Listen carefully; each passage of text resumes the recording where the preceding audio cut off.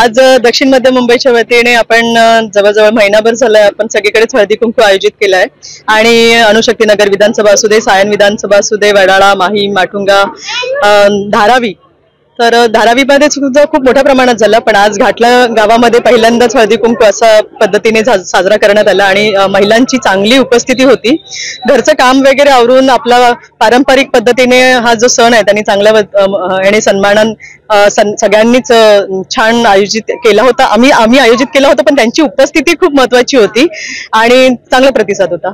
नाही, फक्त एक प्रेमाचा संदेश देणार की जसं आतापर्यंत शेवाळे परिवारावरती आणि शिवसेना परिवारावरती प्रेम ठेवलंय तसाच विश्वास नेहमी असू दे आणि येणाऱ्या लोकसभेच्या निवडणुकीच्या दृष्टीने हे एक थोडंसं महत्वाचं पाऊल आहे. महिलांशी संवाद साधण्याचा आणि त्याच निमित्ताने महिलांशी एक वेगळ्या पद्धतीने आम्ही महिलांबरोबर सोबत येत आहोत आणि त्या निमित्ताने इतर महिला सुद्धा आमच्याशी जोडल्या गेल्या आहेत. दुसरे फिरत असेल तरी त्याचा आम्हाला काही थोडा पण फरक पडणार नाही, कारण हा वॉर्ड असा आहे की ह्या वॉर्डच्या गल्लीतून किंवा कुठल्या विभागात जायचं असेल किंवा कुठल्या गल्लीत जायचं असेल त्याची पूर्व कल्पना ही आम्हाला असल्या कारणाने कोणीही कितीही बाहेरून आले तरी त्याचा काही फरक पडणार नाही. बाबासाहेब आंबेडकरांना मनाचा मुजरा करतो. आमच्या सर्वांचे शक्तिस्थान, श्रद्धास्थान बाळासाहेब ठाकरेंना वंदन करतो. आज या हळदी कुंकू निमित्त उपस्थित असलेले आमचे सर्वांचे लाडके खासदार राहुल शेवाळे साहेब, आमचे विभाग प्रमुख अविनाश राणेजी, आमचे या विभागाचे शाखा प्रमुख तुषार सामंतजी, सर्व आमच्या सुनीता वैती विभाग प्रमुखा, आमच्या वहिनी कामिनी वहिनी,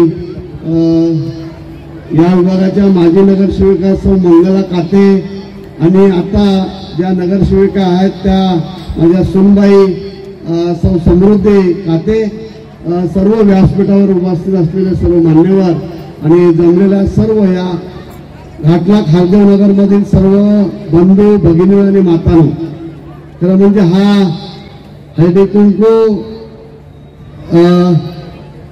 या खारदेव नगर घाटल्याला नवीन नाहीये. हा पहिल्यापासून हळदी कुंकू आहे. या हळदी कुंकूला आपण सर्वांनी उपस्थित राहिलात त्याबद्दल सर्वांना माझ्या माता भगिनींना धन्यवाद देतो. आणि आज हा हळदी कुंकू खास करून कामिनी वहिनी शेवाळे यांनी घेतलेला आहे आणि हा एवढ्या मोठ्या संख्येने आपण आलात त्याबद्दल सर्व धन्यवाद. आज नरेंद्र मोदी साहेबांनी राम मंदिर बांधलेलं आहे, आपल्याला सर्वांना माहिती आहे. आज ह्या राम मंदिराची जी निर्मिती झाली ती खूप भव्य झालेली आहे. परंतु जेव्हा बाबरी मस्जिद तोडण्यासाठी गेलो होतो तेव्हा मी स्वतः आणि माझ्याबरोबर ह्या खारदेनगर घाटल्यातील सर्व मुलं होती. सांगायचा उद्देश एवढाच आहे की आमचा सुद्धा हातभार त्या मंदिरला लागलेला आहे. बाबरी मस्जिद तेव्हा तुटली नसती तर आज राम मंदिर झालं नसतं. परंतु आज इतकं भव्य राम मंदिर झालेलं आहे की आपण सर्व डोळ्यांनी टीव्हीवरती पाहिलेले आहात.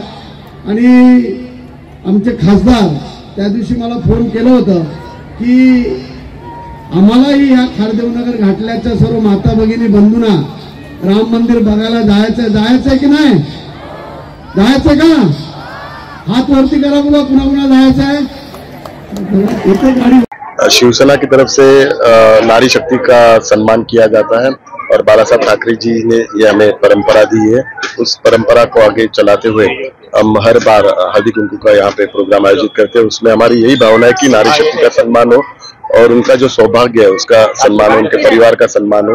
इसी भावना से हम लोग ये कार्यक्रम आयोजित करते हैं. और आप देखते हैं कि बहुत सारी माता और बहनें इस कार्यक्रम में हजारों की तादाद पे कार्यक्रम पे उपस्थित रहती है. दक्षिण लोकसभा चुनाव क्षेत्र में सभी असेंबली में हम लोग ने कार्यक्रम आयोजित किया था और सभी जगह पे 10,000 के ऊपर महिला उपस्थित थी. तो हमारी यही भावना है कि नारी शक्ति का सम्मान हो, केंद्र सरकार और राज्य सरकार के माध्यम से विभिन्न जो योजना उस योजनाओं का लाभ महिलाओं को हो. तो इस कार्यक्रम के अवसर पर उनको इस योजना की जानकारी भी हम देते हैं. और जब भी हम कहते हैं कि उनके सौभाग्य का सम्मान हो तो उनके परिवार को सुरक्षित रहने के लिए, परिवार को आर्थिक सहायता करने के लिए जो राज्य सरकार और केंद्र सरकार की योजना है उन तक पहुंचाने का हम काम करते हैं. सर मराठीत पण थोडं. शिवसेनेतर्फे हळदी कुंकाचा कार्यक्रम दरवर्षी आयोजित करण्यात येतो. त्यात हीच भावना असते की नारी शक्तीचा सन्मान व्हावा, त्यांच्या सौभाग्याचा सन्मान व्हावा आणि सौभाग्याचा सन्मान करण्याचा हाच उद्देश असतो की त्यांचा परिवार सुखी राहावा. त्यांचा परिवार सुखी राहण्याकरता केंद्र सरकार आणि राज्य सरकारच्या माध्यमातून ज्या योजना त्या योजनांचा त्यांना लाभ मिळावा हीच भावना असते. म्हणून हा कार्यक्रम आयोजित करताना ज्यावेळी आम्ही त्यांच्या सौभाग्याचा सन्मान करतो त्याचवेळी शासनातर्फे पण त्यांच्या सौभाग्याचा सन्मान व्हावा या दृष्टिकोनातून त्यांना शासकीय योजनांचा लाभ मिळावा म्हणून या कार्यक्रमाच्या माध्यमातून त्या शासकीय योजनांची माहिती पण आम्ही त्यांना देत असतो. आमच्या ऑफिस आणि प्रत्येक शाखेच्या माध्यमातून पण आपण शासकीय योजनांचा कार्यक्रम यापूर्वीच चालू केलेला आणि आपल्याला माहिती आहे की विकसित भारत जी यात्रा आहे त्या विकसित भारत यात्रेच्या माध्यमातून पण केंद्र सरकारच्या योजनांचा लाभ प्रत्येक ठिकाणी त्या यात्रेच्या माध्यमातून दिला जात आहे. आयुष्यमान भारतचं जे कार्ड आहे ते पण ऑन द स्पॉट त्या विकसित भारत यात्रेच्या माध्यमातून देत आहे आणि महिलांच्या ज्या ज्या योजना आहेत त्या योजनांचा लाभार्थ्यांपर्यंत पहुंचाने का काम विकसित भारत यात्रा के माध्यम कर रहे हैं. मैं चुनाव में हर जो भी उम्मीदवार है वो अपनी तरफ से तैयारी करता है तो वो उनकी तरफ से तैयारी कर रहे हैं. हमारी शुभकामनाएं उनको. लेकिन ये पूरा बाला साहब ठाकरे जी के विचारों का ये दक्षिण मध्य लोकसभा है और आपको पता है कि बाला साहब ठाकरे जी का सपना था कि यहाँ पे भगवा लहराने का और यहाँ पे धनुष्य बाण यहाँ पे जीत के आना चाहिए वो उनकी इच्छा थी. तो मुझे पूरा विश्वास है यहाँ के लोग बाला साहब ठाकरे जी के विचारों का सम्मान करके धनुष्य बाण को यहाँ पे जिताए. किसी के साथ गद्दारी नहीं की. हम शिवसेना में ही है, हम बाला साहब ठाकरे जी के विचारों के साथ ही है और धनुष्य बाण ही है. उन्होंने गद्दारी की, उन्होंने कांग्रेस और राष्ट्रवादी के साथ गठबंधन किया, सरकार स्थापित किया तो उन्होंने बाला साहब ठाकरे जी के विचारों को छोड़ा, हमने छोड़ा नहीं है.